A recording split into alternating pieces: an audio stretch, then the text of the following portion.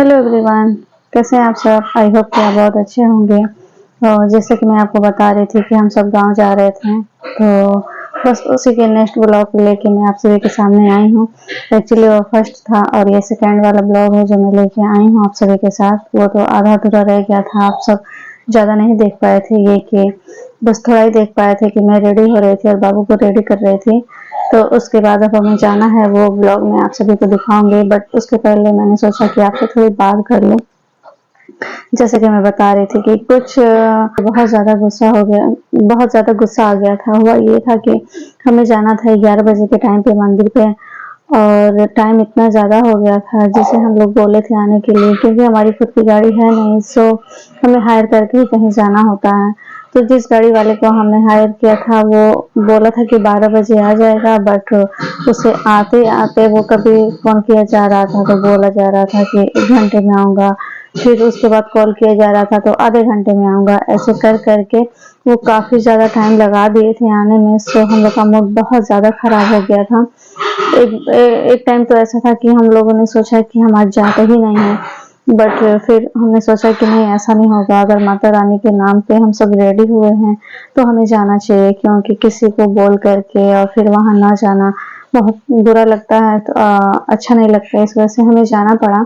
नहीं तो हमारा मूड बिल्कुल खराब हो चुका था उनके ऊपर। और वो करते करते करते करते वो 3 बजे के बाद आए थे, उसके बाद हम लोग गए थे। तो बस उसी के साथ मैं नेक्स्ट वाला ब्लॉग लेके आई हूँ कि अब हम लोग जा रहे हैं, तो उसे आप देखिए और चिल करिए, बताइएगा कि हमारा घर जो भी है और हमारी कुल देवी का मंदिर जो है आप सभी को कैसा लगा, या फिर उनसे मिलके कैसा लगा। So let's start it.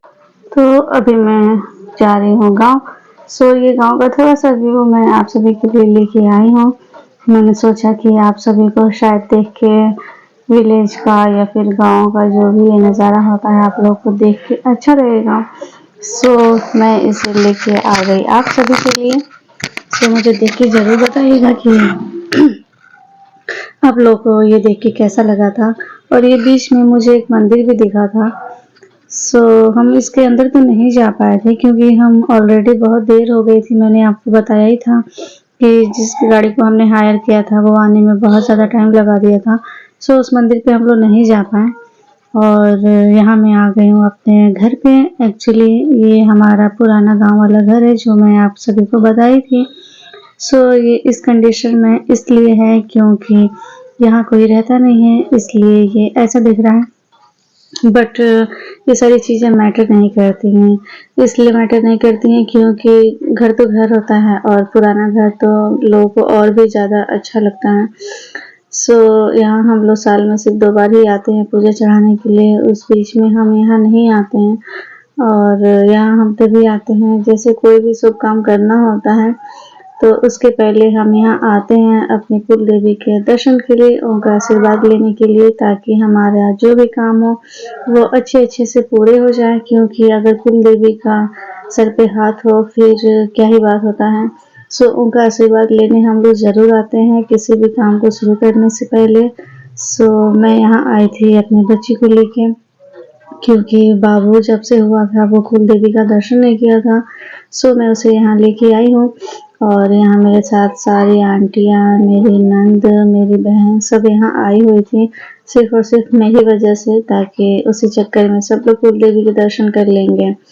सो यहाँ अब मैं जा रही हूँ अपने हाथ पैर धुलने, क्योंकि मंदिर में जाने से पहले वैसे तो हम सब नहा के और भूखे प्यासे आए थे। एक्चुअली हमारा मानना ये है कि मंदिर में अगर जाना है तो अन्न का ग्रहण नहीं करना चाहिए, कुछ पूजा हो जाए उसके बाद ही कुछ खाना चाहिए। सो हम लोग ऐसे ही है।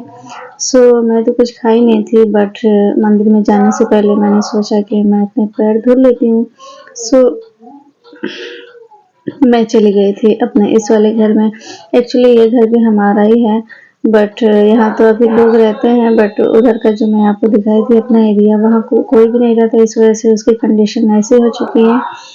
और यहाँ बाबू भी अपने अश्रु निकाल रहा था मंदिर में जाने के लिए। सो यहाँ मौसी और आंटी लोग थी, वो अभी पूजा कर रही थी, तो हम थोड़ा सा वेट कर रहे थे। उसके बाद ही हमारा नंबर आने वाला था। क्योंकि माता के दर्शन के लिए या फिर मंदिर में जाओ तो कभी हड़बड़ी नहीं मचानी चाहिए, आराम से रिलैक्स होके पूजा करना चाहिए। और यहाँ बाबू मेरे साथ-साथ पूजा कर रहा है। एक्चुअली बाबू का एक चीज़ मुझे इतना अच्छा लगता है कि ये सारे बच्चों में आप नहीं देखेंगे। कुछ बच्चे ऐसे होते हैं जो भगवान लोगों में बिलीव करते हैं या बिलीव रखते हैं। कुछ उन्हीं बच्चों में से मेरा भी बाबू एक है। ये किसी भी देवी देवता को बहुत ज़्यादा मानता है और मुझे लगता है कि अधिकतर लोगों का तो नाम जानता ही है, उनका पूजा भी करता है। एक्चुअली बच्चों का होता ये है कि बच्चे अगर छोटे हैं तो आप जिस तरीके का उन्हें संस्कार देंगे, बच्चे बस उसी का आकार ले लेते हैं।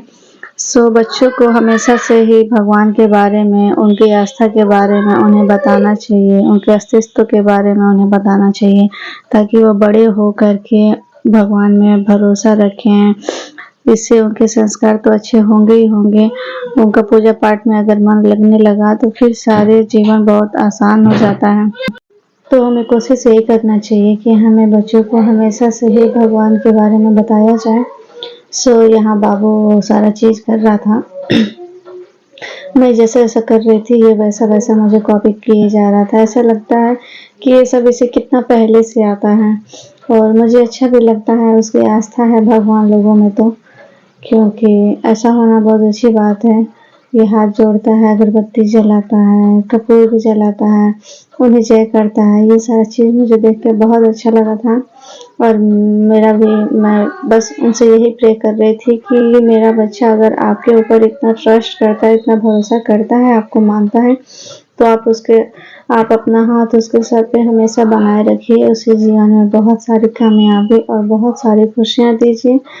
और यहाँ पूजा ख़त्म करने के बाद हम चले गए थे अपने पुराने वाले घर पे। मैंने सोचा एक बार अच्छे से आपको घर दिखा देती हूँ। तो एक ये रहा हमारा घर और जो मैं आपको अच्छे से दिखा देती हूँ, ये देखिए। और इसके बाद से हम दूसरे वाले घर पे भी जाते हैं, वो सब घर भी मैं आपको चलती हूँ दिखा देती हूँ। ये देखिए, ये भी हमारा एरिया है। एक्चुअली गाँव में हमारा बहुत सारा ज़मीन है और एक ये भी है और एक और घर है, उसका तो मैं वीडियो बनाना ही भूल गई थी। सो उसमें कोई बहुत बड़ी बात नहीं है, क्योंकि ज़मीन तो गाँव में हमारी बहुत सारी हैं, बट वहाँ न रहने की वजह से घर का कंडीशन बिल्कुल ऐसा हुआ है। सो इसके अगर यहाँ कोई रहना चाहे तो वो रह सकता है, बस इसकी थोड़ी सफाई और मरम्मत करानी होगी। बट अगर यहाँ कोई रहना चाहे तो बहुत अच्छी जगह है, बहुत सुकून और बहुत हरियाली मिलेगी। ये एक बार अच्छे से आप देख लीजिए। उसके बाद मैं इसके पीछे का जो एरिया है, जिसे हम गार्डन कहते हैं, कुछ लोग बागीचा कहते हैं, हम सब वहाँ भी गए थे और वहाँ पे थोड़ी सी मस्ती हो गई थी। हुआ ये था कि एरिया तो वो भी बहुत बड़ा था, बट वहाँ पे नींबू का पेड़ था। सो ये मेरी आंटी जी, इनका ये था कि मुझे थोड़ा सा लेमन लेना है, नींबू तोड़ना है। सो ये तो लग गई थी नींबू तोड़ने के चक्कर में।